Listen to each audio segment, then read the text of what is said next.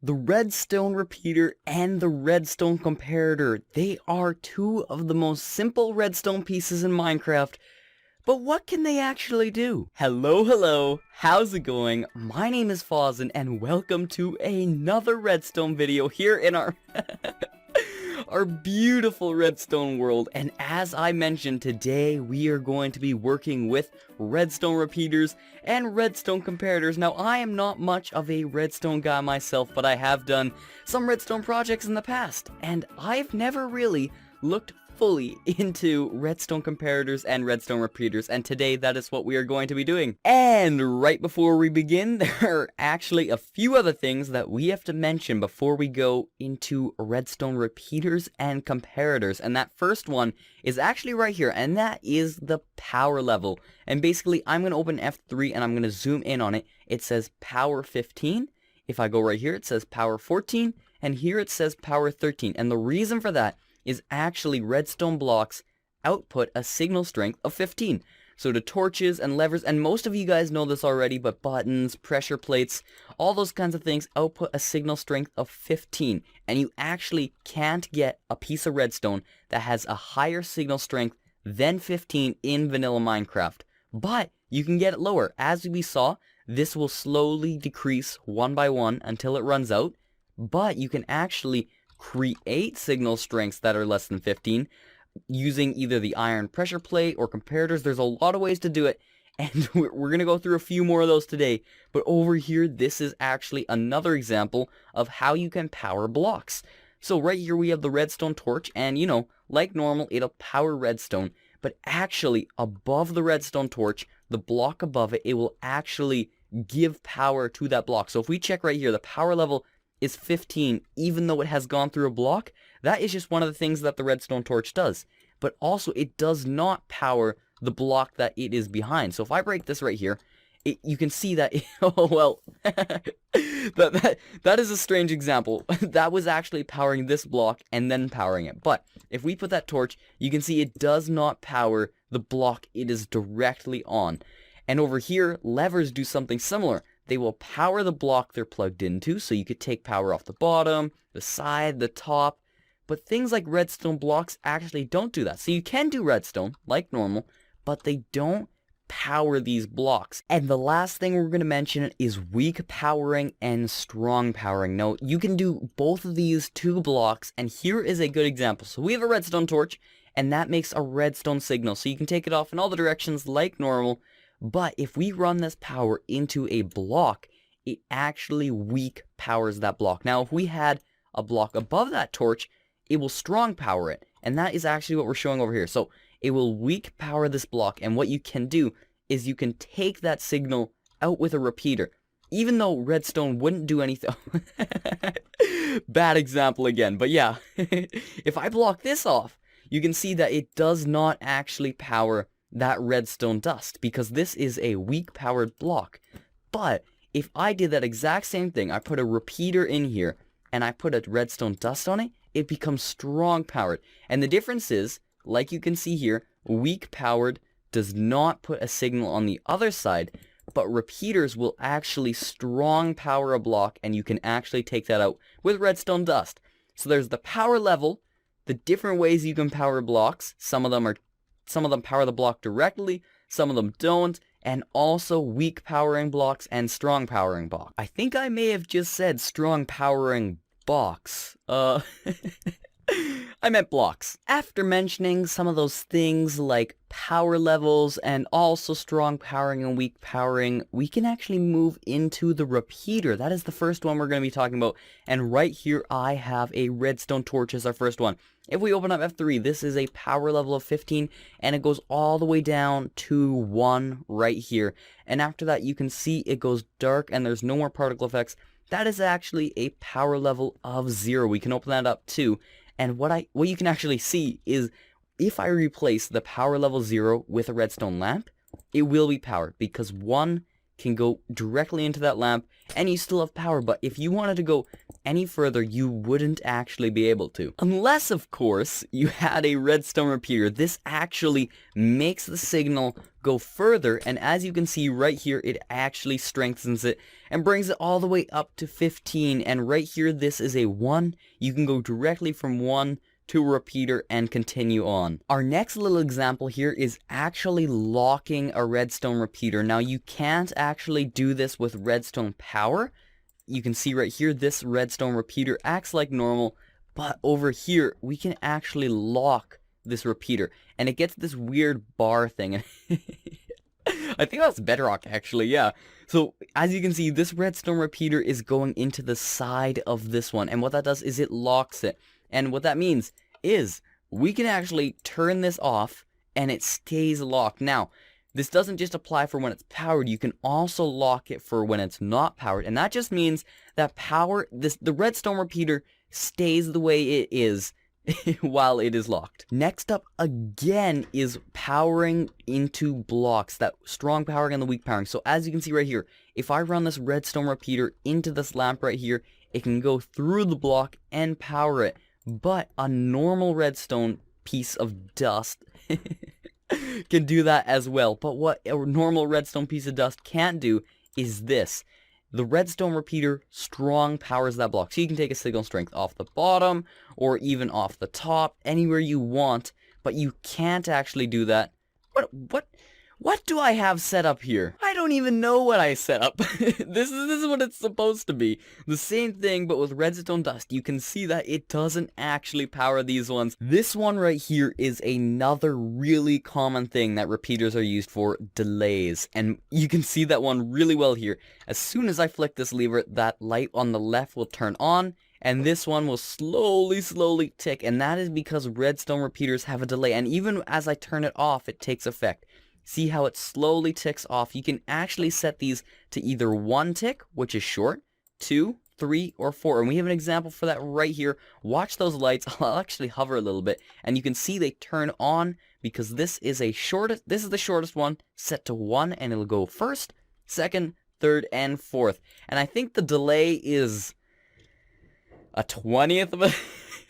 A 20th of a second? Don't quote me on that. Yeah, good thing you guys didn't quote me on that because I just looked it up. It is a 10th of a second. Having now finished with those redstone repeaters, we are going to be moving into the comparators. And there's one thing to note, that comparators have a normal mode and also a subtract mode. And we're going to be talking about that in a moment, but for now, let's actually move right into it. So the first thing to note about comparators, let's look at this power level again.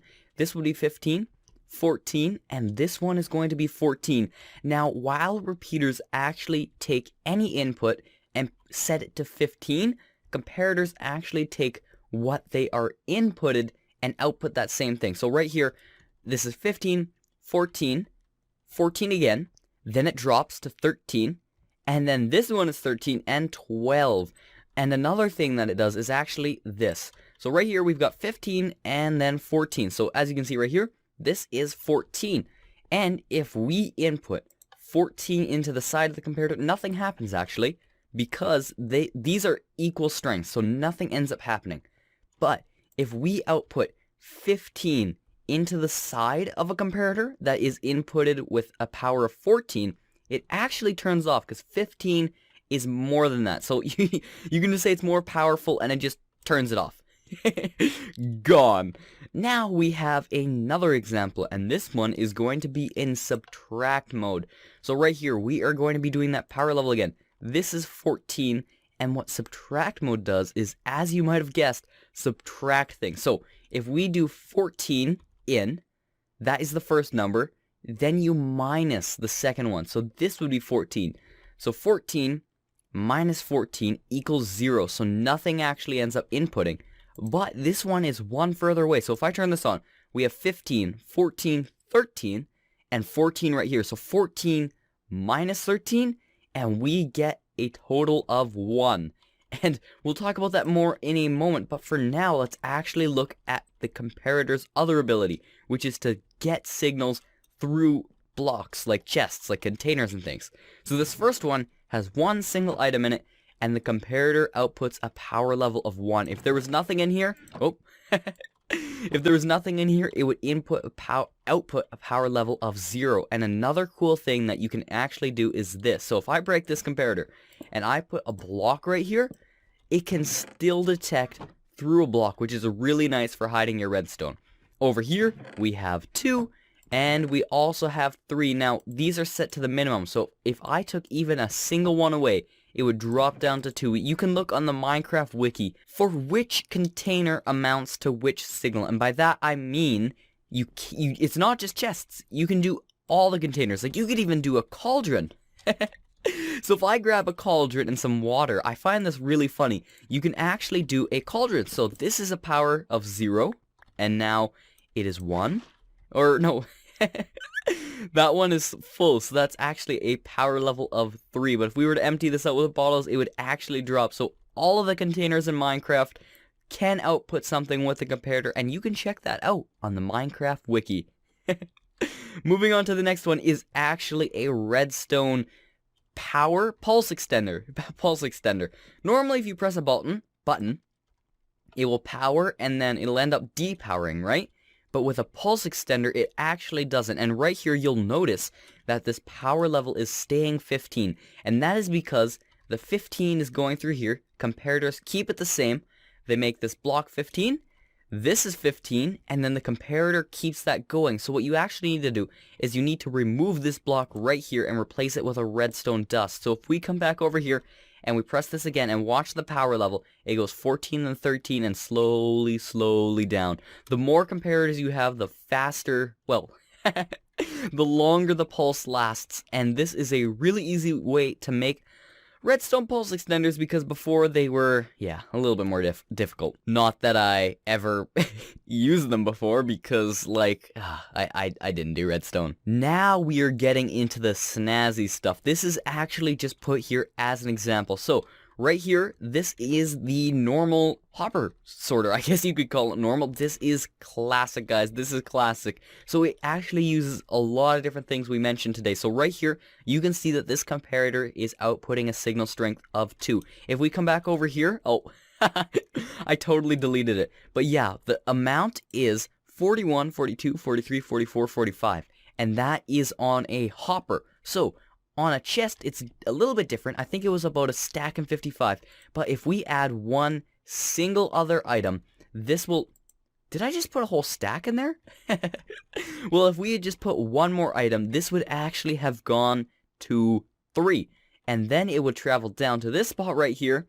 The comparator, that is a repeater, Fawzen, that is a repeater. The repeater would take that power and put it into this block, and that will actually turn off that torch. So if I put, again, that much, you can see that that torch is off, and that means it's not powering this block. So this block does not affect the comparator or the redstone, but when it is powered, like that, this hopper is locked. That's why when you're building these, you can't actually point these downwards. So that means this sorts items, and it'll always go down to 41. So if I just clear my inventory and we take 8 right here, you can see that this is 41. I just have other items here. This is kind of blocking it off so it actually filters. If we put 8 in there, it goes to 49. That power level will go up. It'll drop back down to 41. There'll be one item left in here, and you'll see those 8 came in there, which is really, really neat. This is so simple. And the last thing that we are going to be talking about for the comparator is actually its subtraction mode, which is, it's a little bit confusing, but bear with me. All these signs here that are making a right royal mess are actually numbers, and this one says 1 redstone power going into the comparator, and all of these, you can treat them the same. This is just so I didn't have to write that every single time. And basically what that means is, when I flick this lever, this is 15 and 14, and it goes all the way down to right here, power level 1. And that means that this comparator is outputting a power level of 1. And that is all fine and dandy, right? And if you go normal power level stuff, if I have normal comparator settings, this 1 redstone going into the comparator doesn't do anything, because the redstone power going in the side and the back is the same. But if that was brought up to 2, it would actually turn that off. And we can show that again with something that isn't 1. So let's say we have a power strength of 8 going into the side. There are 8 lamps lit up because 8 goes in the back and 8 goes out the front. But if we were to come over here and we were to do 7 and flick that right there, I think my brain just stopped working. After I said that, I just kind of stopped and then just looked at the screen for a little while. Yeah. Because I pressed 7, 7 is less than 8, so nothing happened. Even if I were to flick 8, nothing would happen because the back and the side are equal, so it doesn't cancel it out. But if I did 9 or anything higher, simply because what's going in the side, power 9, is more than what's going in the back, the comparator just turns off. It's like dead, gone. But this example right here is set up really well for the subtraction mode. And this one is just simple math. So same example as before. I will put in 10 this time. 10 lamps are lit up on that side right there. If I were to come over here and I were to do 1, watch this. One of those lamps is going to turn off and we can turn it back on. If we come over to 3, we can turn 3 lamps off. And the reason for that is because of subtraction mode. 10 goes in the back, which means 10 goes out the front. But whatever goes on the side will actually turn off. And of course, you can have negative signal strength. So if I did 12, it'll just turn off. But this is a really neat way to actually do kind of, if you do fancy redstone, which I don't, this is a really nice way to do math in your systems. But I think that just about covers it. Of course, we didn't go into detail on anything too in specific, but this gives you a really nice general overview of redstone repeaters and comparators. And there we have it. We have finished the basic overview. You are now redstone masters. Yeah. So I do hope this video was helpful. These are a lot of things that I just didn't know myself, especially with like locking. That is so funky. I didn't even know that was a feature. And especially learning about subtraction mode, that is really cool. Oh, before we go, this is unrelated to anything, but these blocks right here, the target, are so great because what they do is if I just had a lamp right here, this is so off track, and I remove these ones like this, you can see that power doesn't actually go into that lamp because it's trying to go right on by, but a target will grab it. And you can actually take power. No, you can't. Never mind. But yeah, you can power things like redstone lamps. I'm guessing a piston too. This is all just, yeah, okay. I'm not wrong. But yeah, anyway, like I was saying, I really do hope this video helped you out. Maybe it was a little bit on the goofy side, but that is okay. It is a lot of things that I wish I had known myself earlier on in my Minecrafting life. But anyway, guys, this has been me, Fawzen, and until I see you in my next video, it is bye for now for me, guys. And if you're interested in more redstone videos or even survival Minecraft videos, subscribe to the channel. Bye for real now.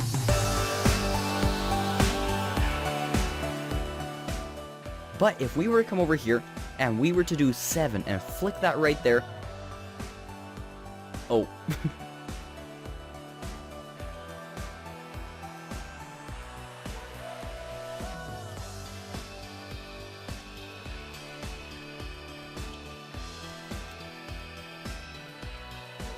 I think my brain just stopped working. After I said that, I just kind of stopped and then just looked at the screen for a little while. Yeah.